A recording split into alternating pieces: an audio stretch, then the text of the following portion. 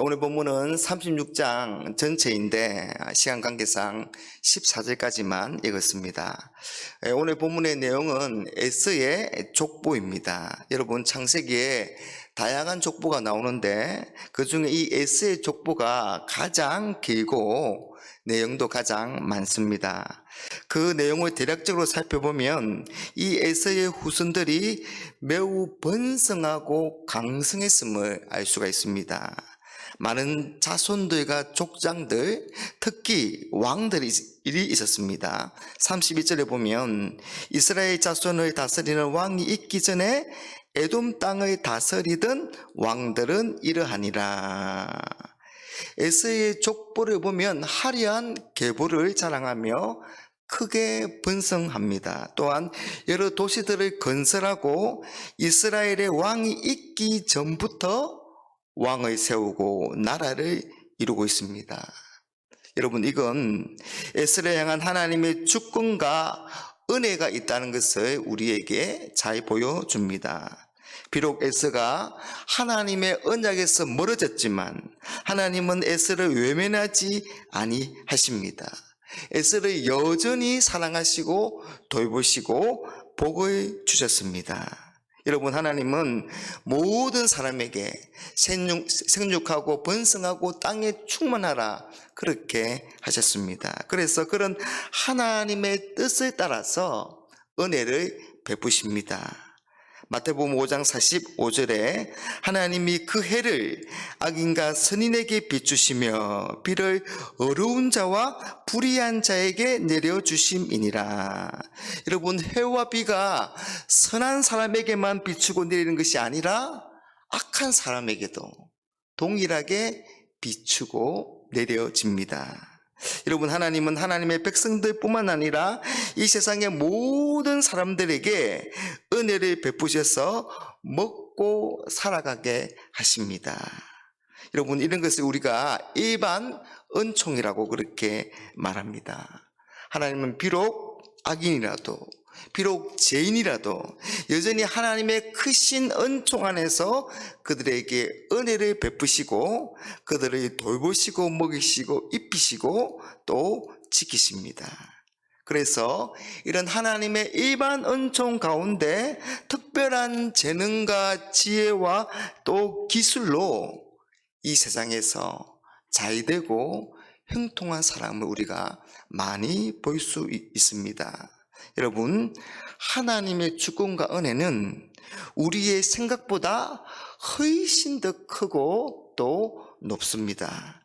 그러니 우리는 이런 하나님의 사랑과 이런 하나님의 성품을 알고 우리가 하나님의 백성으로서 어떤 자세를 가져야 할까요? 여러분, 우리는 하나님을 믿지 않는 사람들이라도 그들을 사랑으로 대해줘야 합니다. 겸손한 모습과 성숙한 자세로 그들과 관계를 맺고 살아야 하는 것입니다. 여러분, 유대인들이 저지른 잘못 가운데 하나는 이방인들을 무시하고 경멸한 것입니다. 이 유대인들이 이 선민의식에 사로잡혀서 자신들이 아주 특별하다고 생각했고 이방인들은 불결하다고 생각해서 개나 돼지같이 취급하고 아예 상종조차 하지 않았습니다. 이방인들의 지옥의 땔감 정도로 여겼습니다. 그러나 여러분, 하나님의 뜻은 그렇지 않죠. 하나님은 모든 사람이 구원을 받으며 진리를 아는 데 이르기를 원하십니다. 하나님은 택한 백성인 이스라엘을 통해서 하나님을 나타내고 그로 인해 열방이 하나님께 돌아오고 하나님을 섬기기를 원하시는 겁니다. 여러분, 물론 우리는 하나님의 백성으로서 거룩해야 하고 또한 세상 사람들과 구별된 삶에 그렇게 살아야 합니다.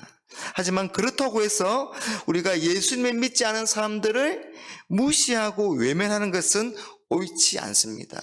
관계를 아예 맺지 않으려고 하고 멀리하는 것은 옳지 않습니다.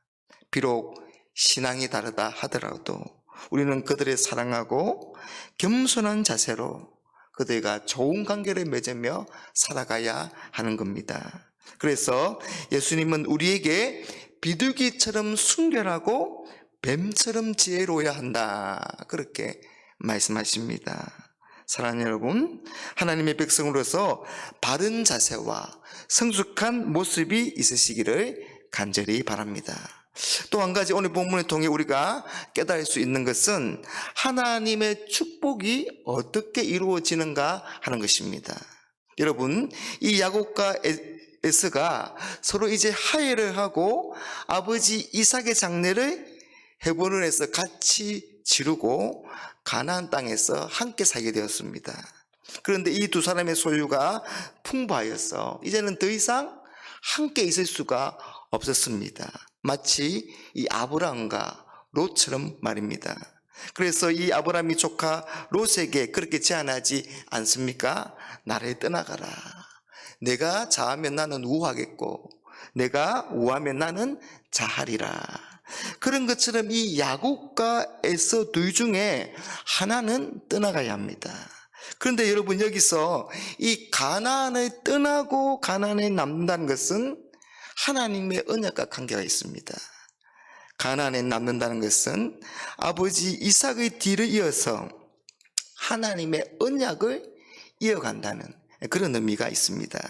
그런데 참 놀랍게도 에서가 떠나가고 야곱이 남습니다. 오늘 6절과 7절 말씀에 에서가 자기 아내들과 자기 자녀들과 자기 집의 모든 사람과 자기의 가축과 자기의 모든 짐승과 자기가 가나안 땅에서 모든 재물을 이끌고 그의 동생 야곱을 떠나 다른 곳으로 갔으니 두 사람의 소유가 풍부하여 함께 거주할 수 없음이라. 그들이 거주하는 땅이 그들의 가축으로 말미암아 그들을 용납할 수 없었더라. 여러분, 야곱은 남의 속이는 인생을 살았습니다. 그런데 하나님을 만나고 나서 그의 인생이 변화되죠. 그래서 형 에서에게 진심으로 용서를 구하면서 이 자신이 얻은 많은 재산을 에서에게 주면서 에서를 주라고, 에서를 주인이라고 부릅니다. 그래서 그것을 통해 이 에서의 마음이 많이 그렇게 풀리게 됩니다. 더구나 에서는 자기가 부인할 수 없는 것이 자기의 아버지 이삭이 장자의 축복을 야곱에게 해주었습니다. 그래서 야곱, 너가 이 가나안 땅에 머물면서 진짜 장자가 되어라, 그렇게 이 에서가 배려했을 수도 있습니다. 그래서 에서는 가나안에 떠나서 세이산으로 가게 되고 야곱은 가나안에 남았습니다. 여러분, 이건 아브람과 이삭으로부터 이어진 그 가나안 땅을 이어받고 하나님의 언약을 이어받은 사람이 끝내 야곱이었다는 것을 우리에게 보여주고 있습니다. 그래서 장자권이 야곱에게 갈 것이라고 하신 하나님의 그 복이 마침내 야곱에게 주어졌다는 것입니다. 여러분, 야곱은 야복 나루 이전에는 야곱이었습니다. 자기의 깨와 속임수로, 자기의 의지로, 수단과 방법을 가리지 않고 자기의 복을 자기가 챙기려고 했습니다.